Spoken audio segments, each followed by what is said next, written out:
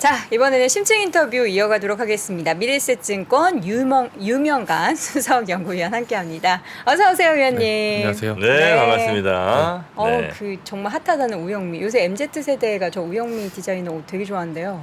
저기 우영우 디자인이요? 네, 저 써 있잖아요. 우영미 페리스. 우영미? 네, 아, 우영우가 아니고 우영우는 이제 변호사. 우영미는 뭐예요? 디자이너 이름이에요? 네네네. 이거 그냥 힌트 아니에요? 네, 그거 그냥 힌트. 그냥 힌트가 아닙니다. 예. 아니 힌트예요. 아니, 어디 써 있는데? 예, 저 옆에 가슴팍에 써 있잖아요. 가슴팍에? 네. 아, 저 영어 조금 써 있는 거요? 네네네. 안 보이세요? 아, 저기 뭐 좋은 거예요? 아, MZ 세대 남성분들이 되게 많이 입더라고요. 아, 우영미를? 네네. 우리 남성복도- 정프로님이 하나 하세요. 남성복 브랜드예요? 남성복은 네. 아니고 다 있어요. 여자도 있고 남자도 있는데 남성복을 캐주얼? 되게 많이 네, 입더라고요. 그런 것 같아요. 네. 그래요? 네. 난 사람 이름 적혀 있는 옷은 거의 안 입은 것 같은데. 이게 약간 또 재밌긴 한데 우리가 막 외국 알렉산더 맥퀸 뭐 이런 거 입는 것처럼 그런 느낌 아닐까. 자, 옷 얘기 또 길게 하면 저 악플 올라오니까요. 바로. 블랙약도 사람 이름인가? 블랙야크요? 네, 아니겠죠? 그건 그거는? 아닌 것 같은데요. 네. 그건 말고. 동물. 블랙야크는 무슨 동물이잖아요. 아니, 그럴 수도 아니에요? 있잖아. 모르겠어 나도. 네, 알겠습니다. 네. 여러분들이 또 다 찾아보실 것 같고, 예, 옷 얘기 그만할게요. 보이는데 어떡해요? 굉장히 불만이 많으시네. 아니, 저한테 막 딴소리 한다고 맨날 뭐라고 하시니까. 네. 예, 유명간 수석 연구위원님 오늘 퀀트 이야기 해주실 텐데, 최근에 이제 금리 수준의 그 터미널 레이도 좀 올라오고 해서 뭔가 좀 변화가 있을 것 같기는 해요. 뷰나 뭐 약간 전략이나 이런 거에 좀 변화가 생겼나요? 지난번에 나왔을 때 이제 영화 전망 자료에 대해서 아마 3개 정도 파트에서 첫 번째 파트 정도 말씀드렸던 것 같아요. 맞아요. 그러니까 시간이 조금 부족해서 맞아요. 아마 저는 이제 영화 전망을 11월 22일 날 발표를 했는데요. 그래서 저는 뷰를 뭐 크게 바꾸지는 않았어요. 네, 계속 여전히 유효한.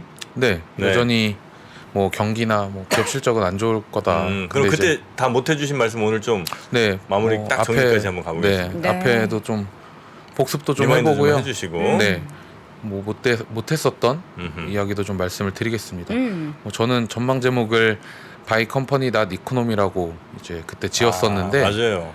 그러니까 뭐 경제가 뭐 침체가 다가오고 있고, 음흠. 뭐 금리도 굉장히 변화가 있고 여러 가지 안 좋은 이슈들은 사실 올해 하반기를 지나면서 네. 주가에는 충분히 반영이 되어가고 있다라고 생각을 하고 있습니다. 그래서 주식을 하기에는 올해보다는 내년이 조금 더 편안하다. 네. 네라는 좀 그런 네 자료 제목을 네. 지었다라고 보시면 될 것 같아요. 네. 그래서 오,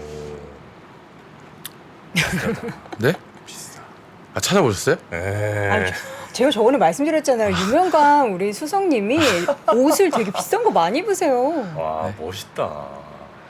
멋있어요. 그냥 티가 아니라니까요. 제가 그래서 당신 말한 멋있어. 거예요. 야. 아니, 그러면서 이제 얘기한 게 아니 네, 그냥 멋져, 팁니다. 이런 느낌. 저 이거 마크 제이콥스. 네. 마크 제이콥스도 사람 이름. 아, 그래요? 이거 어디 건지 한번 봐줄래? 이거 뭔지 모르겠네. 이거는 더 제스터? 이게 뭐죠? 더 제스터? 찾아볼게요. 네. 아무튼 누가 이어서 사주셨어요? 갑자기. 언제 또 찾아보셨어요? 네, 네. 네. 그래서 이제 크게 이제 1, 2, 3번 파트로 제가 구성을 했었어요. 첫 네, 번째는 네, 네. 시장하고 업종에 대한 이야기 말씀드렸었고, 네. 이제 오늘은 2번하고 3번 좀 네. 이어서 이번 3분 중요합니다. 네. 네, 아마 3번에 더 관심이 많으실 것 같아요. 기업들도 많이 제가 준비를 해왔고요. 네. 그래서 한번 먼저 복습부터 한번 해보겠습니다. 네. 제가 물가 상승률 둔화랑 주가 상승은 같지 않다라고 그때 말씀을 드렸었는데요. 네. 뭐 당연히 여러 가지 이유를 들 수가 있겠지만 저는 물가 상승률이 둔화가 된다라는 거는 기업들의 매출이 꺾이는 신호로 해석을 해도 네. 좋을 것 같다라고 말씀드렸습니다. 매출이 꺾인다. 꺾인다. 네, 더 이상 저희는 이제 예를 들어서 막 핸드폰 가격도 아마 기업들도 못 올릴 거고요. 네, 사람들이 많이 안 사기 때문에 네. 기업들의 매출 자체에 저는 좀 부정적으로 오히려 작용할 거다라고 보고 있습니다. 네. 그러나 이게 그게 나쁜 신호는 아니죠.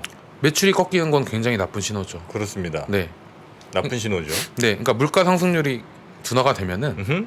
지금까지 저희가 올해 내내 인플레이션 때문에 많이 힘들었었잖아요. 네. 뭐 그러한 부분들에 대한 뭐 이슈는 해소가 될 수 있겠지만 이게 또 연준의 뭐 정책하고도 연계가 많이 되어 있으니까 하지만 기업 실적단에서 봤을 때에는 저는 이 물가 상승률 둔화가 결코 좋은 부분은 아니다라고 좀 해석을 했습니다. 네, 네. 그래서 제목을 이렇게 지었었고요. 네. 제가 내년 주식시장이 그래도 올해보다는 좀 나을 것 같다라고 생각하는 이유는 오른쪽에 한번 이 차트를 확대를 시켜봐 주시면은, 그러니까 올해 하반기에 제가 이익이 굉장히 많이 하향 조정이 됐다라고 그때 코멘트를 드렸었어요. 아, 조금 확대해서 한번 볼까요? 네. 그러니까 하늘색 선 봐주시면 되는데요. 네. 내년 이제 국내 기업들의 영업이익 전망치가 올해 하반기에만 20% 이상 하향 조정이 됐습니다. 그러니까 뭐 올해 여름쯤에 한 100 정도 전망했으면은 지금은 한 80 정도 바라보고 있는 거예요. 근데 이 속도가 2019년도 전망치랑 비교했을 때에는 약 2배 정도 빠르다라는 부분인 거죠. 그렇기 맞습니다. 때문에 올해 하반기에 실적의 기대감이 첫 번째로 좀 크게 낮아진 부분은 일단 올해보다는 내년도의 상황을 조금 더 기대해 볼 수 있는 그런 상황인 것 같아요. 하지만 뭐 제가 그때 이렇게 말씀드렸을 것 같은데, 저희가 이제 주식을 볼 때 항상 실적도 중요한데 밸류에이션도 중요하고 네. 매크로 상황도 중요하다. 크게 세 가지를 저희가 분석을 하면 된다. 그 중에서 제일 신경을 안 써도 될 게 이제 밸류에이션이다라는 말씀을 드렸어요. 내년 맞습니다. 시장에서. 그래서 그 이유는 금리가 이미 많이 올랐기 때문이다라고 말씀을 드렸고요.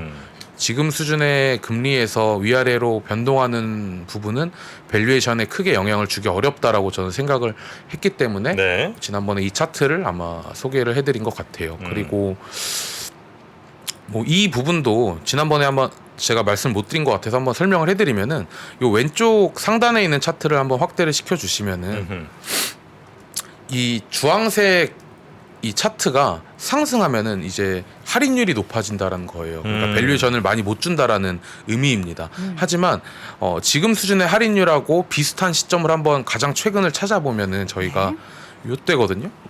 여기가 코로나 때입니다. 그러니까 보시면은 주황색 부분의 높이가 비슷한데, 네, 비슷한데 좀 크게 좀 차이가 나는 부분이 뭐냐면은 네. 이 검정색 선하고 회색 선이 서로 뒤바뀌어 있는 부분을 확인하실 수가 있어요. 그러니까 저희는 사실 이 회색 선이 높아지는 구간에 주식을 사는 게 굉장히 유리합니다. 일반적으로 회색 선은 기대 수익률이라고 보시면 될 것 같고요. 네. 검정색은 미국 10년 금리인데요. 그러니까 이 미국 10년 금리랑 기대 수익률을 더한 게 주황색 선인데요. 네, 이 주황색이 코로나 때랑 비슷하게 높아졌지만 실제로 분해를 해보면 상황은 매우 다르다라는 부분을 확인하실 수가 있습니다. 네, 아, 이게 좀 중요한 포인트일 것 같아요. 그렇죠. 이 회색 선이 올라와야 저희가 좀 지수의 추세적인 상승을 좀 기대할 수 있는 국면이 좀 전개가 될 가능성이 있다라고 보고 있습니다.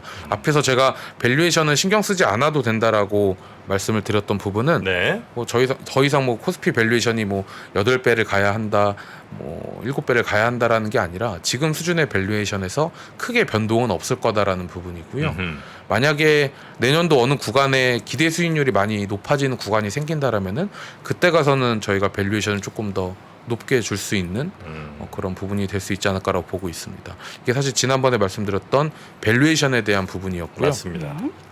경제 쪽 상황은 네. 뭐 경기 침체가 다가오고 있다라고 하지만 저는 경제는 오히려 주가의 플러스 요인이라고 생각을 하고 있습니다. 네. 그러니까 밸류에이션은 뉴트럴, 경제는 플러스 요인이라고 보시면 될 것 같아요. 왜냐하면은 뭐 경기 침체도 굉장히 여기서 안 말하는 좋은 거고, 경제라는 게 경기를 네, 얘기하는 그러니까 거예요? 경제 지표들이요. 경제 지표. 그러니까 제가 이제 항상 결론이 뭐냐면, 그러니까 주가가 될 거냐 안 될 거냐 분석을 할 때 밸류에이션, 경제, 이제 실적 데이터 요 세 개를 보고 방향성을 결정하면 될 것 같아요. 네. 그러니까 밸류에이션은 제가 중립이라고 말씀을 드렸고, 경제 쪽 데이터들은 저는 플러스로 주가에 작용할 여지가 있다라고 보고 있습니다. 네. 왜냐면은 당연히 GDP 성장률이 계속 하향 조정되는 부분들은 부담이지만 그것보다 물가가 조금 더 빨리 내려올 것 같아요. 그러니까 주가 반등은 보통 이 경제 성장률하고 물가 상승률의 차이가 축소되는 시점부터 나타나게 됩니다.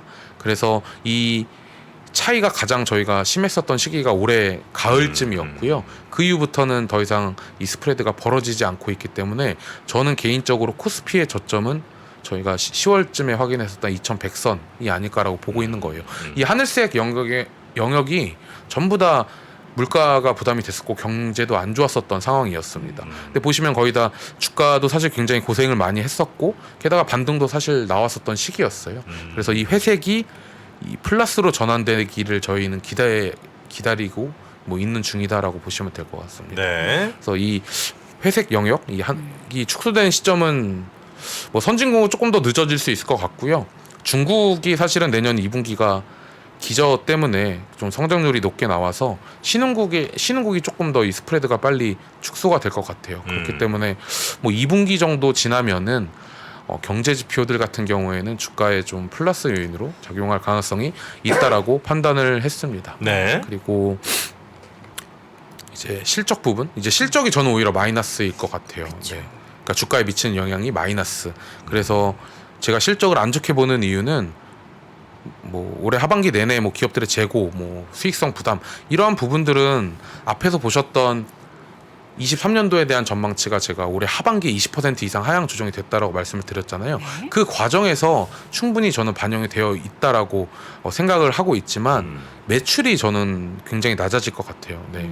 그러니까 내년도에 매출 그로스가 4.5%로 지금 집계가 되고 있는데 지금 저희가 지난 2년 동안에 기업들의 매출 성장률이 20%씩 나왔거든요, 매년. 근데 이 매출 그로스가 내년도에는 4.5%로 크게 둔화가 됩니다. 이 부분이 사실 저는 제일 저희가 걱정해야 되는 부분이 아닐까라고 보고 있는 거예요. 그렇기 때문에 물가가 피크아웃 한다라는 부분을 반드시 좀 긍정적으로 해석할 수 없지 않냐라고 생각을 갖고 있습니다. 네.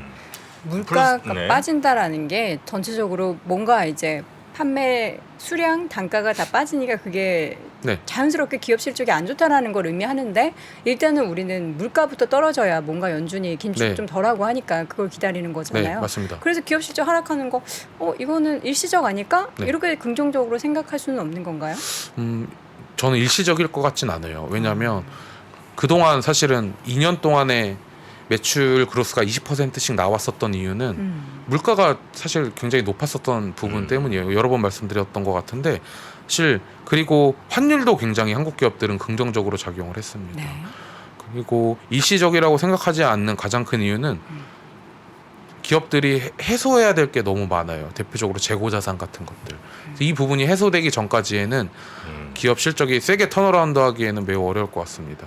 그래서 실적은 뭐 한 가지 제가 또 여기서 말씀을 드리면은 제가 지난 2년 동안 그러니까 8개 분기 동안 매출 그로스가 계속 좋다라고 말씀드렸잖아요. 네. 그러면은 이제 기업 분석 애널리스트들의 추정하는 실적 추정하는 파일에는 아마 내년도나 24년도에 대한 매출이 굉장히 높게 추정이 되어 있을 거예요. 이건 되게 자연스러운 현상입니다. 매 분기마다 매출이 계속 올라가니까 8개 분기 내내 추정치가 계속 상향 조정되어 있을 가능성이 높은 거예요. 그러니까 매출을 아직 건드리진 않았다라고 저는 생각을 하고 있습니다. 그러니까 영업이익이나 순이익단은 저희가 항상 걱정을 많이 해왔고 네. 하반기 동안에 계속 논의를 해왔지만 매출이 사실은 이제는 저희가 또 걱정해야 될 단계가 아닌가라고 저는 생각을 하고 있습니다. 네. 그래서 기업 실적이 사실 제일 걱정이에요. 뭐 특히 이제 뭐 분기별로 내년 23년도에 분기별 실적 흐름을 한번 보면은 상반기에는 저희가 굉장히 실적이 안 좋습니다. 여기 오른쪽에 한번 차트 봐주시면 이게 영업이익 증가율이거든요. 분기별. 네. 그러니까 내년 1분기, 내년 2분기고요. 그러니까 실적이 안 좋다라고 저희가 알고 있는 삼성전자랑 하이닉스랑 한국전력을 빼더라도 뭐 5% 이상씩 내년도에는 이익이 줄어요. 그리고 3분기에는 갑자기 플러스 20%또 늘어날 것으로 전망이 되고 있습니다. 근데 저는 이 3분기 숫자가 사실 저희가 지금 믿기 어렵다라는 부분이에요. 왜냐하면 매출 그로스가 본격적으로 둔화되는 시점은 또 1, 2분기가 아니라 내년 3분기입니다. 이게 또 시기적으로 굉장히 좀 안 좋은 거죠. 1분기랑 2분기에는 저희가 영업이익이나 순이익에서 고생을 좀 많이 할 거고 3분기부터는 왼쪽에 차트를 한번 봐주시면은 네, 이게 매출 그로스거든요. 왼쪽에 한번 차트를 이동을 시켜주시면은 네, 매출 그로스는 내년 1분기에서 3분기로 갈수록 쭉 내려옵니다. 그래서 매출이 안 나오기 때문에 내년도 기업들의 실적도 사실은 좀 굉장히 불편할 가능성이 높은 거죠. 그래서 실적은 주가에 좀 안 좋은 영향을 줄 수 있다라고 보고 있습니다. 네. 그래서 저희가 지난번 힘층 인터뷰 어떤 분이 명확하게 기억은 안 나지만 PSR이라고 해서 주당 매출이 얼마나 탄탄하게 유지되는지 그런 업종을 봐야 한다 그런 그쵸. 얘기를 많이 강조해 네, 주셨어요. 되게 좋은 포인트예요. 그러니까 PER 지표를 저희가 많이 사용하잖아요. 이익 대비 뭐 주가. 네. 그래서 근데 이익이 사실은 지금 저희가 이제 훼손될 일이 남아 있고 사실 근데 매출이 잘 버티는 기업들 같은 경우에는 그 PSR 지표가 좀 굉장히 낮을 수가 있습니다. 그래서 그런 지표들도 충분히 대안이 될 수가 있을 것 같은데 저는 사실 지난번에 나왔을 때 말씀드렸지만 매출 증가율이 가장 업종이나 기업 고를 때 가장 중요한. 네, 그래서 아마 정프로님하고도 그 현대두산 인프라코어 이야기도 했을 거예요. 저는 기계 섹터를 가장 맞아요. 그렇습니까? 맞아요. 그때 지난번에 기계 좀- 얘기했었어요. 그래서 네, 샌드윙 그래서- 가지고 계시다고 하셨잖아요. 네 여전히 기계 업종을 계속 좋게 보고 계시고. 네, 좋게 보고 있습니다. 왜냐하면 다른 업종들보다 매출 그로스가 굉장히 높기 때문에. 그래서 뭐 내년도에 업종 고를 때 가장 중요한 기준은 매출 성장률이라고 보시면 될 것 같아요. 그러니까 그동안 매출 성장률이 워낙 다 잘 나왔으니까 매출 성장률로는 차별화가 되긴 좀 어려웠고요. 네. 오히려 뭐 마진 뭐 이런 부분들의 뭐 마진이나 퀄리티 쪽에서 저희가 뭐 차별화될 수 있는 포인트를 시장에서 찾았다라면은 내년에는 사실은 매출 그로스가 가장 차별화되기 좋은 장세라고 보고 있습니다. 그래서 자료에 제가 매출 증가율을 좀 정리를 해 왔어요. 그래서 이 Y축 기준으로 이제 그러니까 X, Y축이 있으면은 이 세로축 기준으로 높은 쪽에 있는 섹터들이 유망하다라고 봐주시면 될 것 같습니다. 네. 그래서 지난번에 나왔을 때 그럼 네네네. 네. 그림이 조금 키워보면 더 좋을 것 네. 같습니다. 그래서 요 Y축 기준으로 가장 위쪽에 있는 섹터들이 가장 선호되고 있는 섹터예요. 뭐 기계가 사실은 압도적으로 좀 높은 곳에 위치를 해 있다라는 부분이 좀 특징이라고 보시면 될 것 같습니다. X축은 애널리스트의 의견이기 때문에 이게 좌우로 왔다 갔다 자주 하는데요. 사실 이 Y축은 잘 변하지는 않습니다. 그렇기 때문에 내년에 어떤 업종에 좀 관심을 가지실지 생각을 해보신다라면은 가장 중요한 기준은 매출 증가율이라고 저는 생각을 하고 있습니다. 시장 전체 매출 증가율이 너무 낮아요. 그러니까 4.5%밖에 안 되기 때문에 그래서 아마 지난번 방송 찾아보시면은 되게 조금 더 자세하게 이야기를 들어보실 수가 있을 것 같습니다. 네. 자, 그리고 이제 본격적으로 네. 예, 오늘 내용 한번 좀 들어가 볼까요? 네.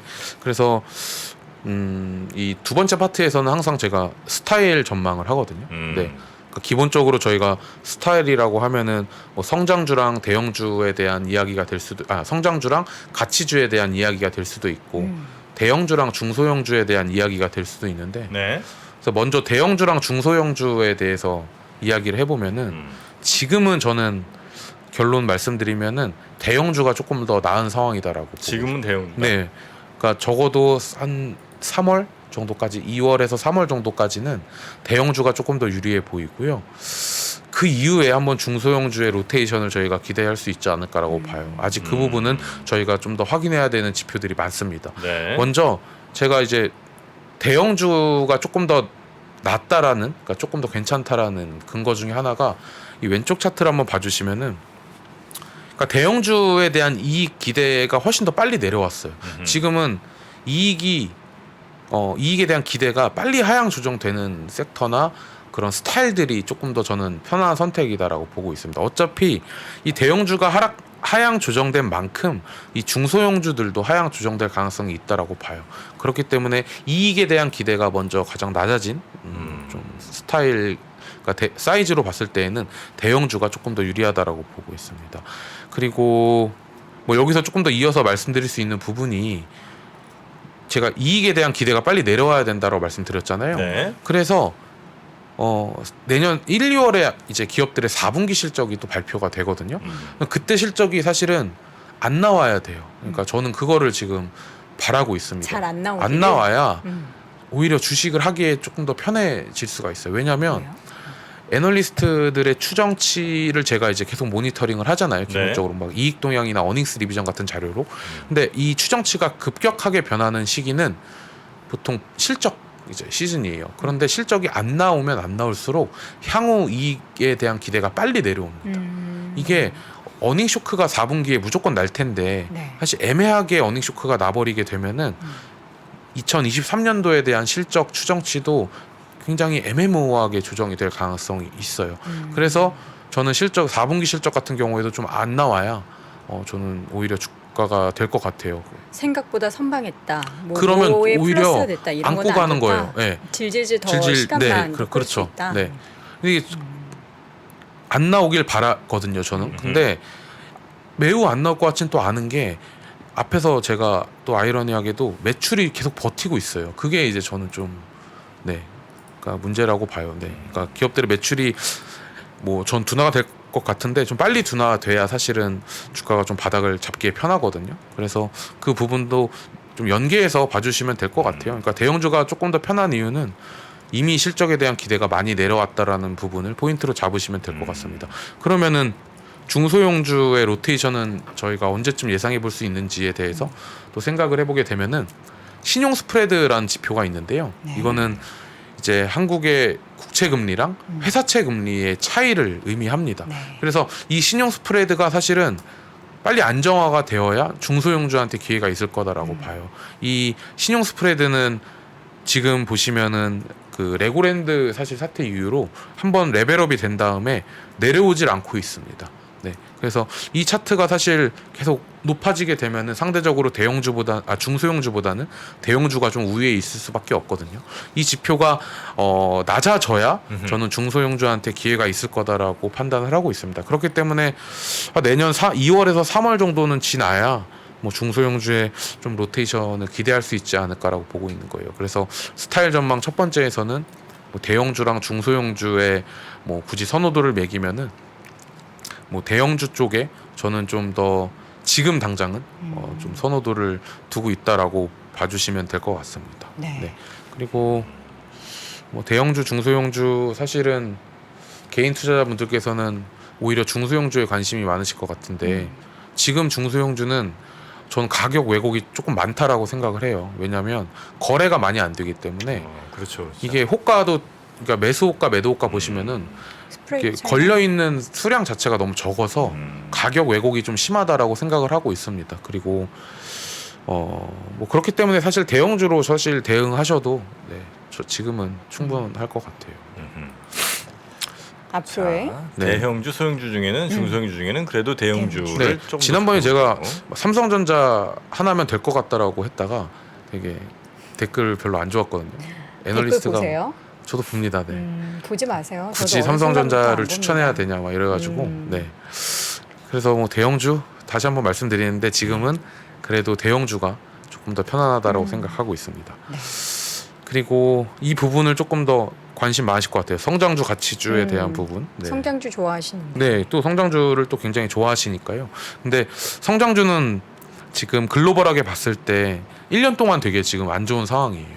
가치주 대비해서 물론 가치주도 안 좋았습니다. 근데 성장주가 더 안 좋은 상황인 거고요. 왜냐하면은 뭐 왼쪽에 보시면 금리가 빠르게 상승을 했기 때문에 성장주가 안 좋았지만 뭐 장기적으로 봤을 때는 저는 뭐 가치주가 낫죠. 그러니까 지금 주식을 예를 들어 하나만 사고 팔 수는 없다라고 하면은 가치주가 나은 선택이에요. 네. 하지만 뭐 저희는 항상 국면마다 대응 전략을 좀 다르게 세워야 하고 수익률을 조금 더 높이기 위해서는 이런 스타일 로테이션이 조금 필요한 건데 상반기까지는 저는 그래도 성장주가 유리하다라고 보고 있습니다. 왜냐하면 앞에서 제가 기억을 해보시면은 금리가 이미 높아졌기 때문에 밸류에이션에 저희가 안 좋은 영향은 끝났다라고 말씀드렸잖아요. 네네네. 성장주가 사실 그 부분 때문에 오래 고생을 많이 한 거예요. 하지만 이미 밸류에이션은 낮아졌습니다. 성장주 같은 경우에도. 그래서 이익 사이클로 봤을 때에는 아직까지는 뭐 이익이 좋아질 거라고 생각할 수 없기 때문에 여전히 이익이 나오는 쪽, 그러니까 성장률이 높은 쪽을 선택하는 게 저는 유리하다라고 봅니다. 하지만 뭐 지금 여기 보고 계신 차트 봐주시면은 그러니까 성장이 뭐 희소해진다라는 부분이에요. 그러니까 매출 증가율이 높거나 이익 증가율이 높은 기업들의 숫자가 매우 적어진다. 그럼 돈은 사실 이런 희소한 쪽으로 좀 쏠릴 수가 있는 거죠. 근데 이제 저희가 성장주라고 하면 항상 뭐 헬스케어, 2차 전지, 게임만 생각하실 것 같은데 인터넷. 근데 제가 앞에서 보여드렸던 기계 섹터도 사실 지금은 성장 섹터로 봐야 돼요. 매출 증가율이 높잖아요. 그러니까 이 저희가 그냥 이름을 딱 듣고 나서 예를 들어 이건 성장이다 가치로 구분하는 게 아니라 매출 그로스나 이제 영업이익 증가율로 구분을 하게 되면은 이게 네. 또 국면마다 또 성장하는 업종들이 또 달라지게 됩니다. 그래서 실적은 안 나오는데 밸류에이션이 싼 가치주를 선택할 것이냐 아니면 그래도 매출 증가율이 지금 당장 높은 쪽을 선택할 것이냐라는 고민에 있어서는 상반기에는 저는 후자가 맞다라고 보고 있는 거예요. 그래서 가격이 싸고 실적이 당장 안 나오지만 가격이 싼 기업들을 살 수 있는 뭐 기회는 저는 하반기에 나타날 것으로 일단 보고 있습니다. 그래서 상반기까지는 일단 성장률 나오는 쪽에 집중을 하자라는 게 제 생각이에요. 가치주가 그러니까 싼 기업들이 추세적으로 갈 수 없는 상황이라고 저는 보는데 가장 큰 이유는 이 장단기 금리차 때문입니다. 아마 많이 들어보셨을 것 같은데요. 이 장단기 금리차가 회복될 때, 그러니까 위쪽으로 올라가는 국면에서 가치주가 일반적으로 좋아요. 네. 금리도 영향을 주지만 이 장단기 금리차가 조금 더 중요한 사실 변수 중에 하나입니다. 성장주랑 가치주의 상대 우위를 결정하는 변수 중에서. 하지만 이 장단기 금리차가 지금 회복이 전혀 안 되고 있기 때문에 뭐 가치주의 추세적인 뭐 상승은 당분간 나타날 가능성은 저는 낮게 보고 있어요. 아마 지금 시장의 대세는 밸류 주식들, 그러니까 가치주의 뭐 조금 더 쏠려 있는 걸로 알고 있는데 오히려 저는 상반기에는 성장주의 기회가 있을 거다라고 생각을 좀 하고 있습니다. 네. 지금 여기 앞에 자료에 네. 업종별 매출액 증가율이 15% 이상인 기업의 비중이 가장 높은 게 호텔 레저, 조선, 2차전지 쪽인데 네. 왜 가운데 있는 기계를 말씀해 주시는 걸까요? 이 차트는 잘 읽어보시면은 이 업종 내에서 네. 매출 증가율이 15% 이상 나오는 기업이 과연 몇 개인지를 본 겁니다. 그러니까요. 네. 그 비중이 그러면 제일 호텔 레저가 높은 거 아니에요? 그러니까 호텔 레저는 예를 들어서 10개가 있으면 한 8, 9개는 매출 증가율이 15% 이상 난다라는 네. 거고요. 기계는 10개 있으면 한 5.4개 난다라는 건데 네. 합산해서 매출액 증가율을 전체적으로 봤을 때에는 호텔 레저도 높은데 기계도 높아요. 아까 앞에서 호텔 레저가 안 보였었던 이유는 더 위에 있기 때문에 이게 잘린 거예요. 네. 그러니까 업종을 골랐을 때 탑픽으로 기계를 말씀해 주셔가지고 아니 다른 네. 섹터 안에서도 그거는 많은데 조금 더 자세하게 말씀을 드릴게요. 제가 다시 그럼 백으로 해서 네. 차트를 한번 봐주시면요. 제가 앞에서 X축에 대해서 제가 설명을 좀 덜 드린 것 같은데 애널리스트의 의견입니다. 이거는. 그러니까 Y축이 매출 증가율이에요. 호텔 레저는 어디 있냐면 여기 있어요. 제 차트가 좀 잘린 건데 27% 정도 나옵니다. 실제로 매출. 잘 그러니까 나오네. 근데 위치가 딱 여기 노란색 위치예요. 애널리스트들의 의견이 중립이에요. 네. 네. 뭐예요? 그러니까 네? 그거는 이제 호텔 레저 담당 애널리스트. 담당자한테 물어보세요. 근데 제 네. 생각에는 4분기 실적이 아마 안 나올 거예요. 그쪽 섹터가 마지막으로 좀 일회성으로 좀 해소가 될 거기 네. 때문에. 그래서 제가 아까 지금 탑픽이 뭐냐라고 했을 땐 기계라고 할 수밖에 없는 건 매출 증가율도 높고 애널리스트들의 의견도 긍정적이다. 좋게. 이게 어떤 분들은 애널리스트들이 사라고 할 때 저희는 팔아야 된다라고 생각할 수가 있지만 그렇죠. 이게 실제로 제가 백테스팅, 그러니까 퀀트를 이렇게 돌려보면은 그 전략은 사실은 엄청 수익률을 하회해요. 오히려 애널리스트들의 의견을 따라가는 게 네. 장기적인 성과에는 조금 더 좋습니다. 네. 그래서 그걸 뭐 참고해 주시면 좋을 것 같아요. 어떻게 호텔 근데 레저 엄청 정확하게 보셨네요. 그 네. 질문을. 가끔 날카로울 때가 되게 좀 날카로우셨어요, 있습니다. 내가. 네. 호텔 레저 애널리스트 호텔 레저죠? 분께 한 말씀 좀 해주시죠. 제 의견 중립에서 벗어나지 못하고 있는 네. 것 같은데. 근데 우리는 저는 저 호텔 신라 같은 경우, 그러니까 호텔 주주분들은 저는 믿을 구석이 다들 있다고 좀 봐요. 어떤? 그러니까 다른 기업들은 하다가 뭐 안 되잖아요.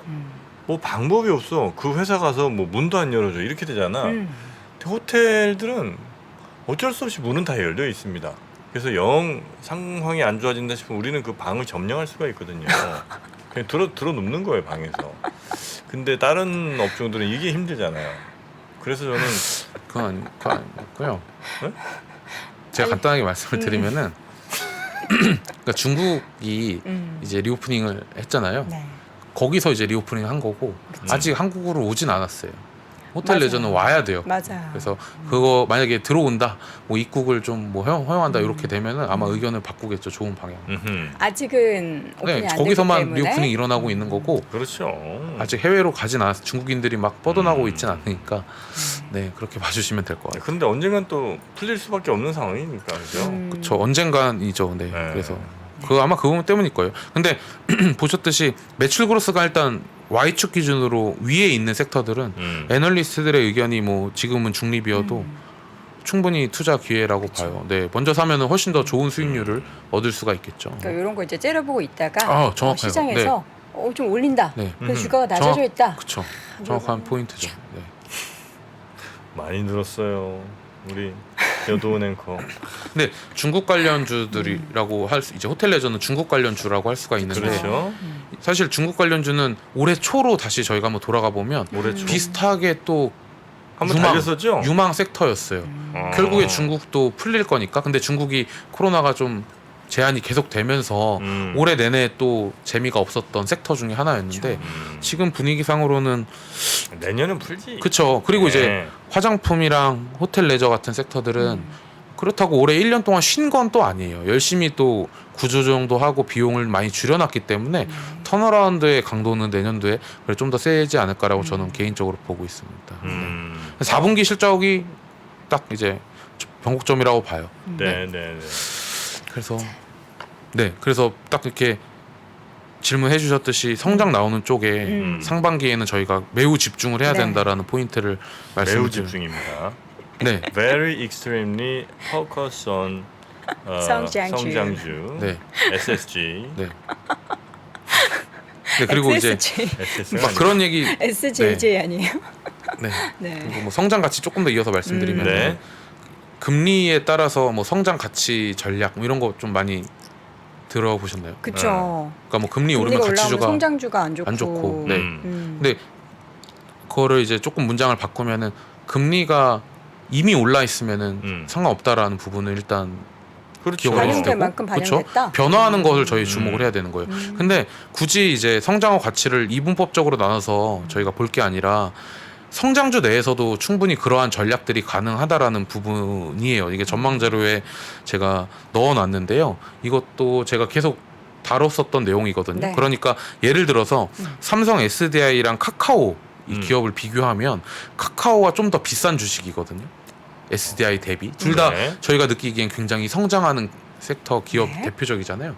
그러니까 금리에 따라서 저희가 뭐 카카오랑 포스코 같은 기업들을 사고 파는 전략이 아니라 성장주 내에서도 충분히 로테이션이 가능하다라는 뭐 전략이라고 봐주시면 될 것 같습니다. 네. 그래서 금리 변화에 따라서 이제 성장주에서 가치주로 넘어갈 게 아니라 금리가 사실 올라갈 것 같으면은 성장주 내에서 밸류에이션이 조금 싼, 그러니까 이익이 조금 더 가까운 미래에 있는 그런 기업들이 나올 거고요. 금리가 내려가는 방향이라면은 밸류에이션이 좀 비싸도 크게 걱정하실 필요는 없다라는 부분입니다. 그래서 뭐 파트 2는 이런 내용이에요. 그래서 결론 다시 한번 말씀드리면은 지금은 대형주가 훨씬 편안한 국면일 것 같고 성장 가치 중에서는 상반기에는 성장주 그리고 하반기에는 가치주 이렇게 좀 접근을 네. 하시면 좋을 것 같습니다. 여러분 지금 받아 적고 계시죠? 이거 한마디 한마디 놓치실 때가 아닙니다 지금. 제가 유명관 위원의 말을 3년째 놓쳐서 지금 제가 이 모양이거든요. 이번에는 놓치지 않을 않아요. 거예요. 놓치지 않을 거예요. 투자 아이디어 3가 네. 얘기할 시간이 될지 모르겠습니다. 아니요, 좀 뭐 간략하게. 이거 간단하게 또 끝낼 수 있지 않습니까? 네. 네, 어차피 자료실에 이제 올라올 네, 거니까요. 그렇죠. 첫 번째 아이디어는 뭐 이것도 제가 말씀 안 드렸었나요? 이거 뭘요? 제가 3%에서 한번 자세하게 설명해 드린 것 그래서 제가 같은데 여러 군데 나가지 말라고 말씀드렸지 않습니까? 그런가요? 네. 3%만 좀 집중. 포커스 네. 3%. 어차피 뭐 네, 플리즈. 다시 설명을 드리면 와샤. 네.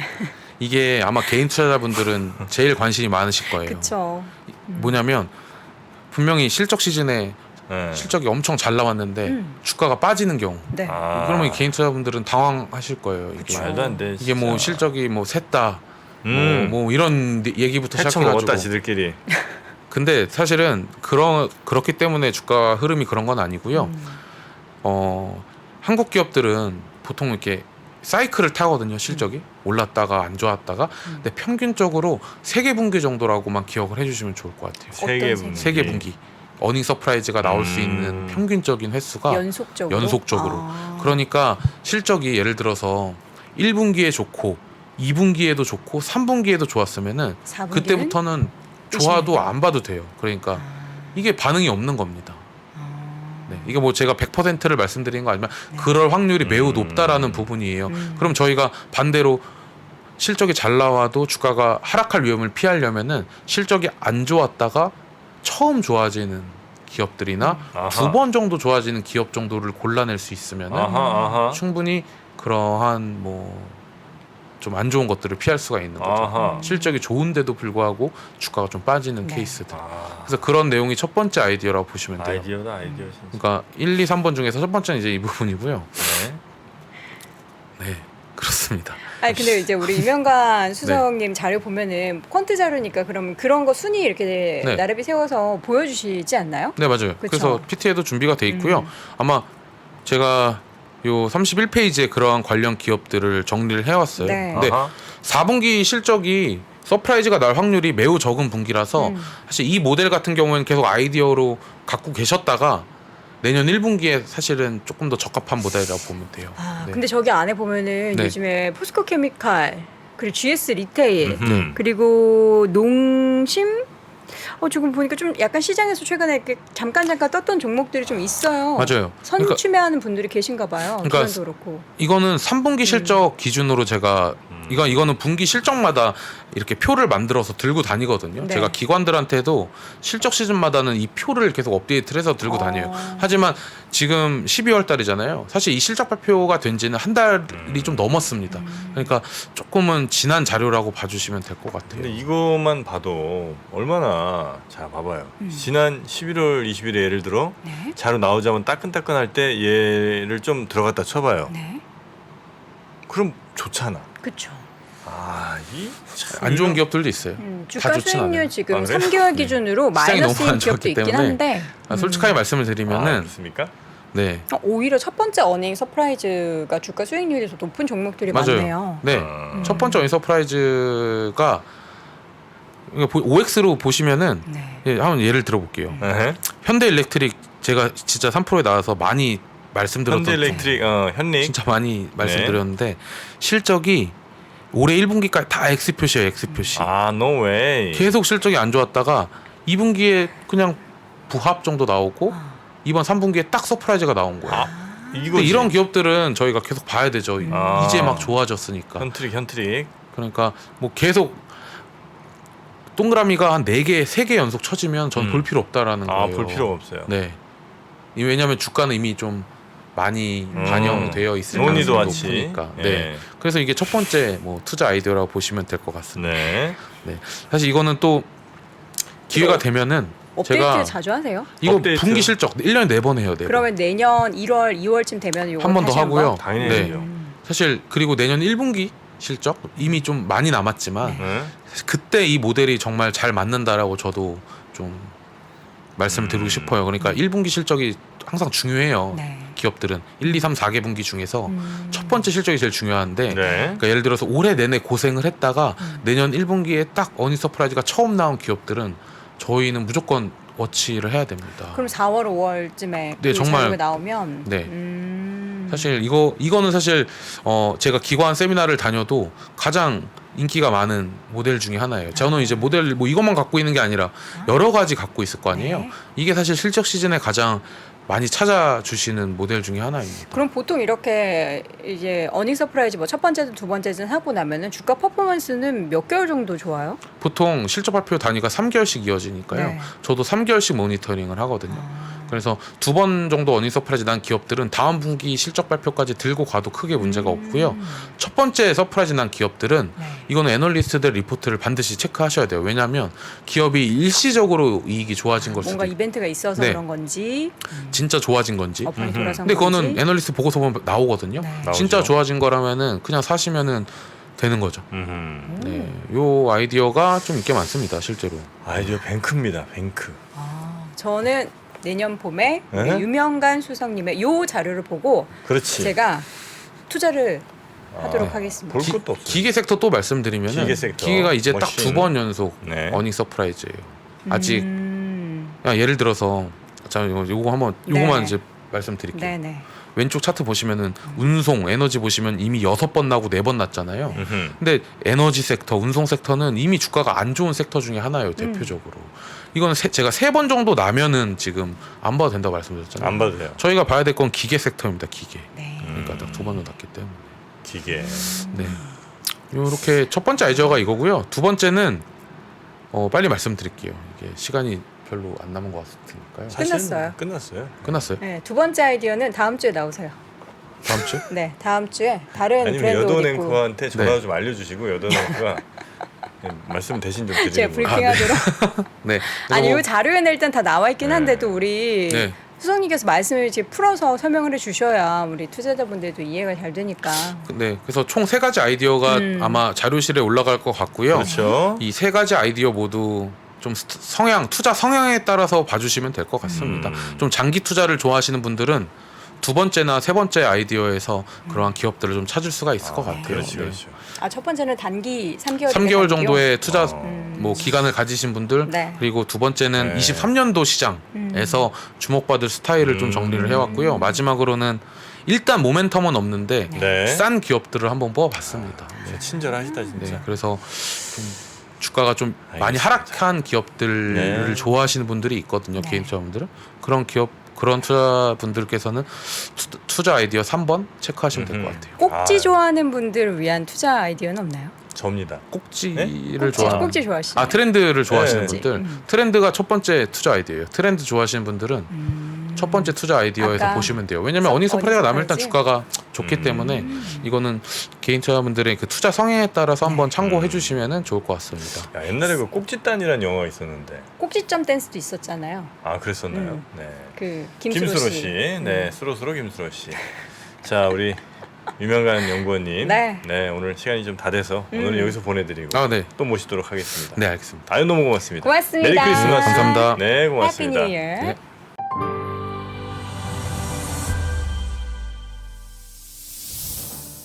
주식 투자자 여러분, 바로 지금 더 늦기 전에 준비하셔야 됩니다. 2023년이 코앞으로 다가온 지금, 1분 1초가 아까운 지금, 그래서 망설이지 말고 시작해야 하는 지금, 아직 늦지 않았습니다. 반도체, 2차 전지, 인터넷부터 자동차, 바이오까지 2022년에 놓쳤던 투자 흐름을 한 번에 따라잡고 2023년의 기회를 이번엔 절대 놓치지 마세요. 3프로TV 2023 베스트 투자 전략 12월 31일 다시 없을 혜택이 종료됩니다.